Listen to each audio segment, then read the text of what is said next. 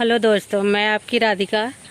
आज मैं जो है तीज व्रत की आप लोगों को बहुत बहुत शुभकामनाएं। आज मैं बहुत घने जंगल में आई हूँ क्योंकि हमारी माँ पार्वती जंगल में ही शिव जी को प्राप्त करी थी, तो हमने सोचा चलो हम भी जंगल में घूम आते हैं। तो आप देख सकते हैं कितना घना जंगल है, ये बहुत ही ज़्यादा है।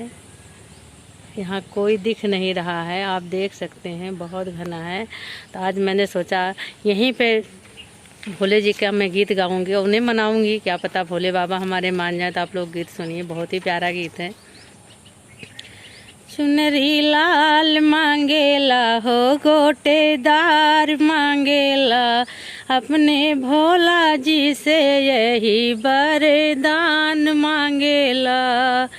अपने भोला जी से यही वरदान मांगेला। चुनरी लाल मांगेला हो गोटेदार मांगेला, अपने भोला जी से यही वरदान मांगेला। सेनुरा लाल मांगेला हो गुलजार मांगेला, अपने भोला जी से यही वरदान मांगेला। सेनुरा लाल मांगेला हो चटकदार मांगेला, अपने भोला जी से यही वरदान मांगेला। चुनरी लाल मांगेला हो गोटेदार मांगेला, अपने भोला जी से यही वरदान मांगेला। गोदिया लाल मांगेला, लव कुश ललन मांगेला, अपने भोला जी से यही वरदान मांगेला। अपने भोला जी से यही वरदान मांगेला।